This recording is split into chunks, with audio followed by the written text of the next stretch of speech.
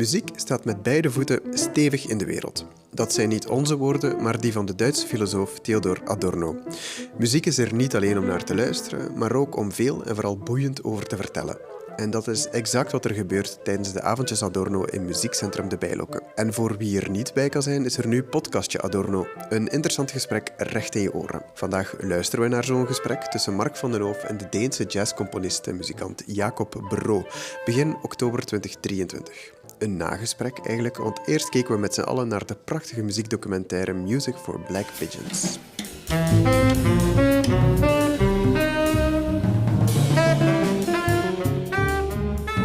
En na de filmvertoning verzamelden we in het café voor een interessant gesprek over Jakob Bro en zijn carrière. Heel vreemd is het trouwens niet dat hij muzikant werd. Zijn vader was professioneel muzikant en thuis werd hij dagelijks geconfronteerd met een gigantische platenkast. Maar jazz is helemaal niet waar het voor de jonge Jakob Bro allemaal mee begon. I grew up with both my parents were actually teachers, but my father had a really big interest in music, and he grew up wanting to be Louis Armstrong, basically.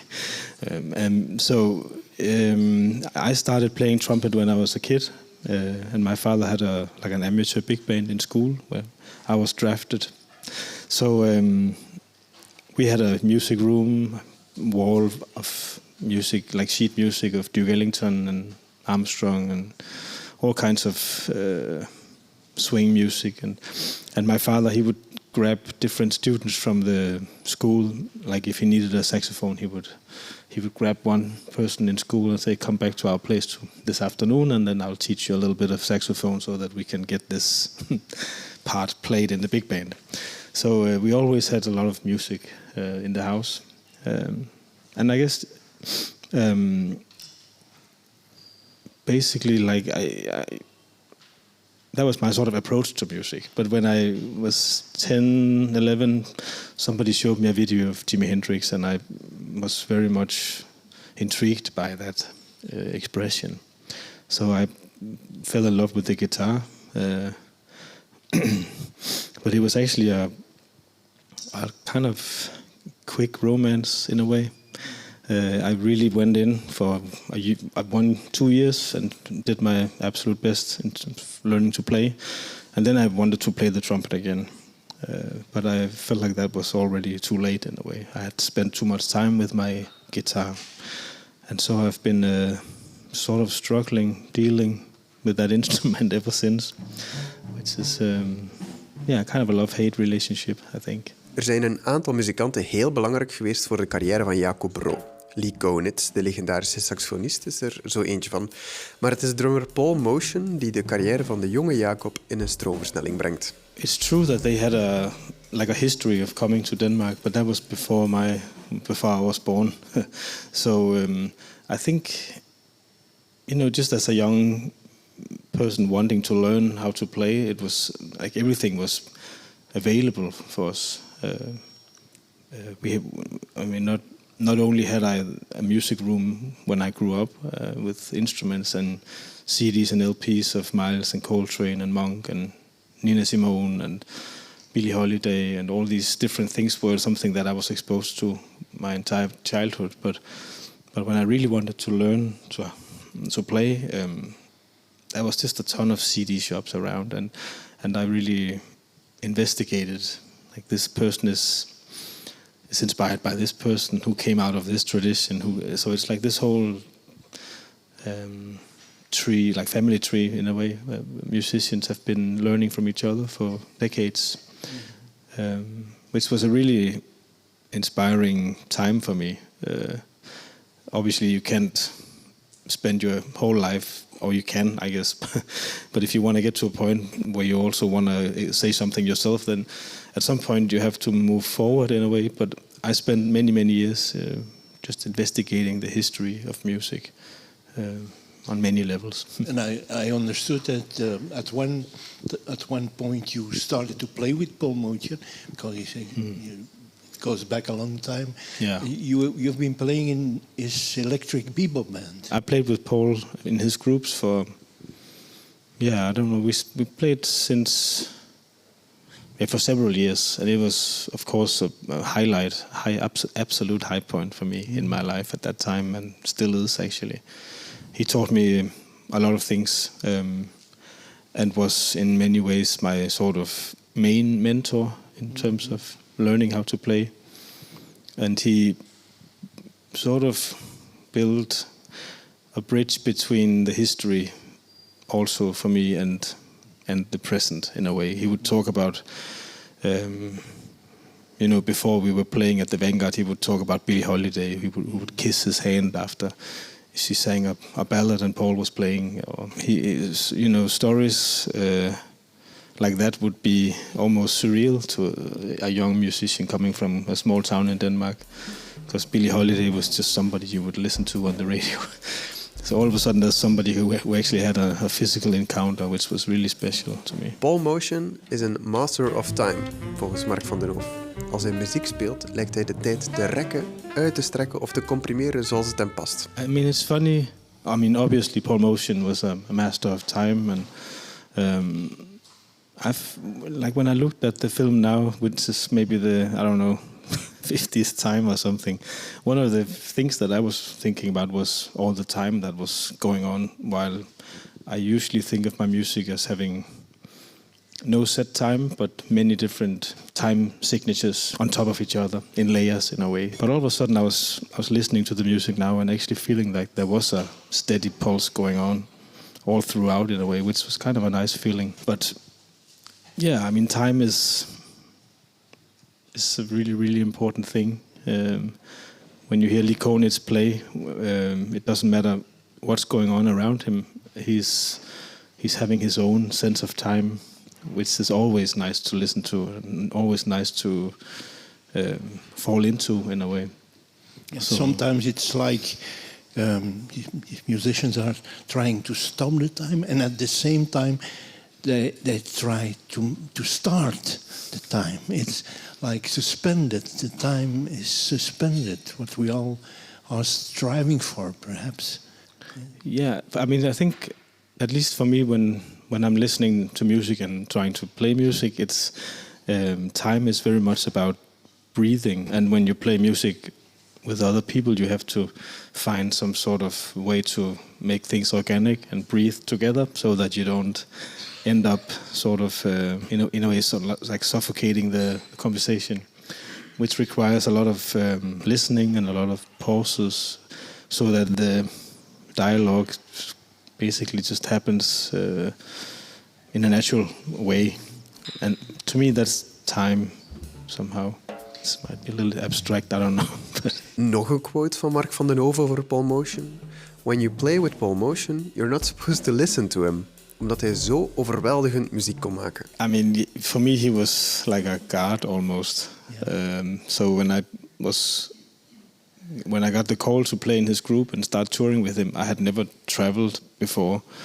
So it wasn't like I had been playing a lot of concerts around Europe or anything. It was just basically it felt like coming from nothing, and all of a sudden I was playing with my main idol around Europe, in the US, in South America, etc. So he had a very big impact on me, both as a drummer, as a musician, as a band leader, composer, on every level basically. He really influenced me a lot.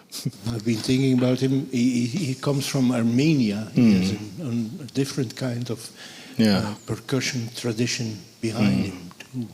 Yeah. And he knows it.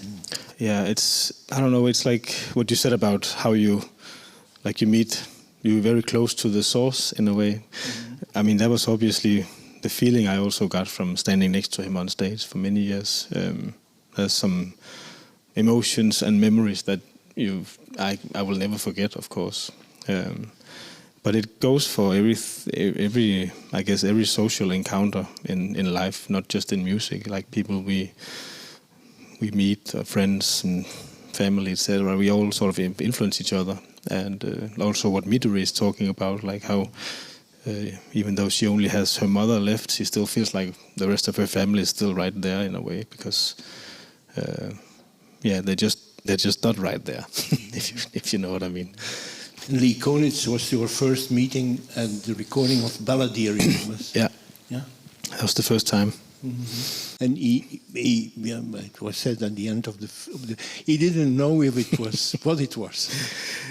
He kept being sort of, I mean, he would call me the weirdest hours. And he would always be very young musician, Lee. He kept being curious. Like he would call me at 2 a.m. and like, what are you practicing? I was like, I'm not practicing right now. I'm just about to go to bed. But I mean in general, what are you practicing nowadays? And then we would talk about, well, I mean, why do you even want to know what I'm practicing? But he was actually really curious to know what I was practicing, to see if there was something he could take from that. And he seemed like he kept that sort of curiosity all the way to the end in a way. Persoonlijkheid boven virtuositeit. Daar zit Jakob Bro vooral om te doen. Geen wonder dat hij goede herinneringen koestert aan concerten met muzikanten als Lee Konitz of Bill Frisell. En heel opvallend, hij vindt zichzelf geen gitarist. Yeah, he definitely. I mean, I'm still puzzled about his sound, like how he can get that sound out of the alto. I listened to an album recently where he's playing the string arrangements, where he's playing some of Billie Holiday and Lester Young's material, and the way he's quoting Lester Young's all his solos, and it's like it's done in such a I don't know, natural way. You know, he's just like as if he's then Lester Young he said this, and he's playing it as if it was very, very deep inside of him. I mean, he did a lot of work, I'm sure. Yes, and he was still he could still sing all those Lester Young solos, note for note. Yeah. You mentioned the solo, and he started to sing it. Yeah, it was incredible. It's funny. The first take on the film, it was actually only from the Greenland, Faroe Islands, Iceland, that area. There was like a little film made from that tour, and we were doing my material, which was always, I think, like I said, Lee was okay to do it, but he basically wanted to do all the things you are and honeysuckle rose, and he wasn't really trying to, tell me otherwise. So it was always kind of a struggle in a way. And then in Iceland, we did a second concert one night, and we go backstage, and Lee is a little grumpy, and the audience is applauding and asking for an encore. And so Bill and Thomas and me, we go on. Lee doesn't want to go out. He's done. So we go up on stage without him, and then both Bill and me, we start playing dee-dee-dum, dee-dee-dum, dee-dee-dum, dee-dee-dum. And then the film crew is backstage filming Lee, and you see him like waking up from a dream, and he's like, oh. And, getting his horn and getting out on stage really fast. It was like, it was so cute in a way. He really wanted to play that song. So. Yes. And another very special man is Bill Frisell. Yes. No, he's a real sweetheart. I mean, after I played my first tour with Paul Motion, I asked Bill if he would be into doing something together, and we met and started playing, and it was so easy. I had written little bits of information, like small sketches or like a little melody here and there, and the way Bill he made them sound like a dream almost. I was like, man, did I write that? And I didn't. I just wrote the melody, but he made them sound so good. So he's fantastic like that. And also he's such a universal sort of musician. He's not, speaking of virtuoso, it's such a weird word in a way. I mean, I never really look for, in music, I never look for greatness in that sense. I always look for personality and expression and people that are interested in communicating and creating something together in a way. And Bill is he's like the essence of that, I think. Are there other guitar players, jazz guitar players, who have been very important to you? Someone like Jim Hall, for instance? I think of him because Bill has made beautiful duet recordings with him. I mean, to come back to the love and hate relationship with the instrument, my heroes were they were all not playing guitar, pretty much. That was my big struggle for the last many years, until I realized that was actually an advantage in a way. But I loved, I like Pat Martino, Jim Hall, of course, Pat Metheny, Schofield, Abercrombie, Mick Goodrick, Frisell. What are the other influences in jazz in your life? I think a big part of the reason why I make music the way I do is due to the fact that I at some point sort of went away from the idea of having my instrument being able to embrace all the influences that I had. Like I loved so many saxophone players, Dexter Gordon, Lester Young. I loved, of course, Coltrane and Wayne Shorter and Joe Henderson and Stan Getz and Coleman Hawkins. But I also loved so many trumpet players, and I loved so many piano players and so many singers and so many double bass players and drummers. But I never really, found a way to. I was transcribing and I was learning that language on my instrument for many years. But at some point, I felt like using my instrument to create a space for those actual instruments. Mm-hmm. And I wasn't so concerned about the fact that I wasn't playing them. I heard some things in some of my fellow musicians that I wanted to shine a light on in a way. And then I started composing and trying to sort of put different people that I liked and in the spotlight in a way. So my instrument has sort of been used more and more as a way to create music that I like to listen to myself, which is not always the same as, or actually almost never the same as hearing myself playing a solo. Persoonlijkheid boven virtuositeit. Daar is het Jakob Bro vooral om te doen. Geen wonder dus dat hij zichzelf vooral componist of muzikant noemt in plaats van gitarist. En misschien ook wel de reden waarom hij zo'n goede herinneringen koestert aan concerten met muzikanten als Bill Frisell of de legendarische saxofonist Lee Konitz. It could. I mean, Joe and me, we were sort of back and forth about what we wanted to do.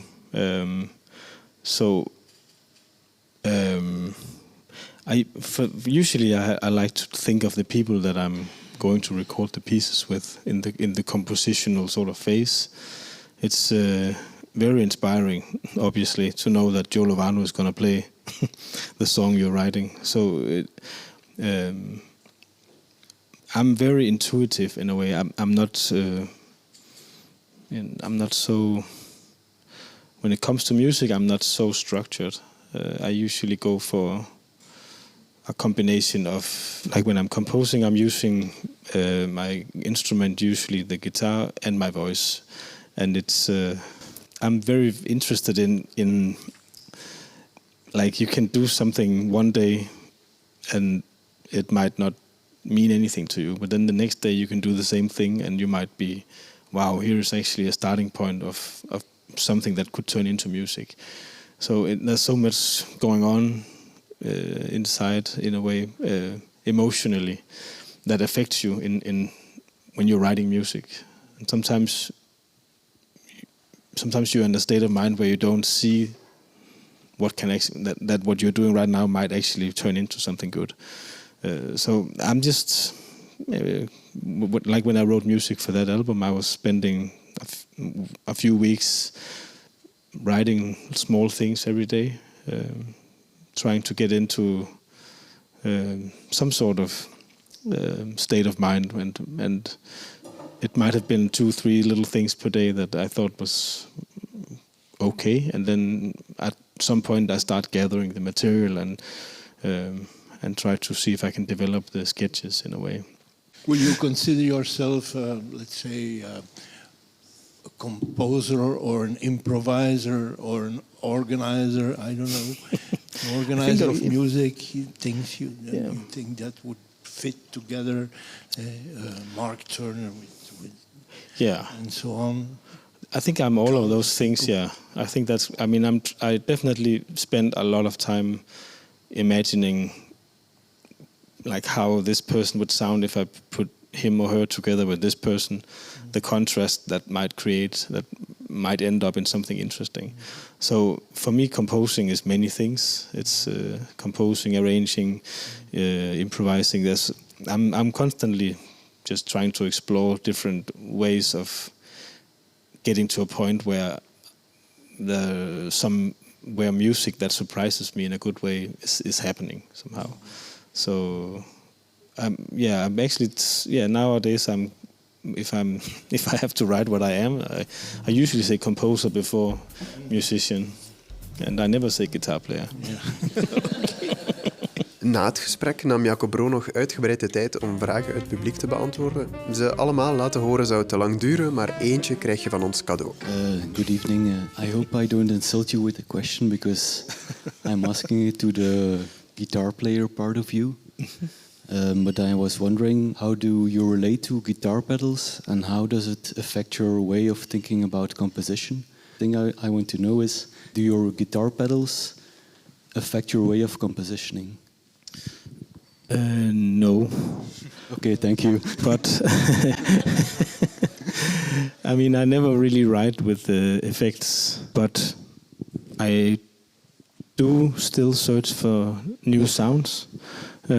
Oftentimes I have like a setup of pedals for a while, and then I play concerts and I'm in different musical situations where sometimes I maybe start to feel like I'm missing something, and then I start looking for a new device maybe. I think the pedals have become more and more important to me in terms of creating different atmospheres in the music. Sometimes I like to see the pedals as a way of sort of translating the guitar into some of the instruments that I maybe would rather play.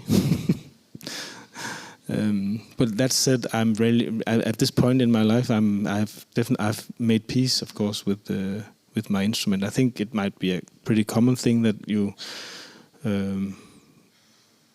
make a choice in life and then you want to make another one at some point. And I think that goes for many things. For me, it was just difficult because I already touched the trumpet. I really love all the acoustic instruments, but I also found a way to somehow create a contrast between those and my guitar with my effect pedals, so that in my mind at least, different worlds are meeting in that way. Zo, dit was de eerste aflevering van Podcastje Adorno. Wil je zelf graag eens een avondje Adorno meemaken? Check dan zeker bijloken.be/avondje Adorno voor de volgende sprekers. Of kom eens langs tijdens een concert. Onze deuren staan altijd open. Dit was Podcastje Adorno. Tot de volgende keer. Bedankt om te luisteren naar Podcastje Adorno, een podcast van Muziekcentrum De Bijloken. De muziek, Tarantelle opus 6 van Camille Saint-Saëns, werd gespeeld door Phasma Trio. Tussendoor hoorde je For the Love of Paul, gespeeld door het Jakob Bro en Joe Lovano Septet.